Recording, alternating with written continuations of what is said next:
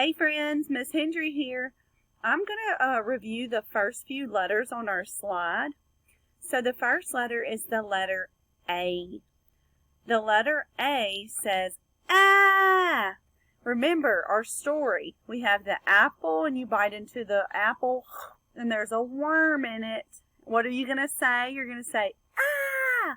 So A says, ah. Next we have the letter E. E is for our elephant. And the mom said, come here, baby elephant. And he said, eh? And so E says, eh. Next is the letter I. I is for our Indian friend. Remember, he didn't want to eat his vegetables on his plate, and he said, eh, eh, eh. I says, eh. Good.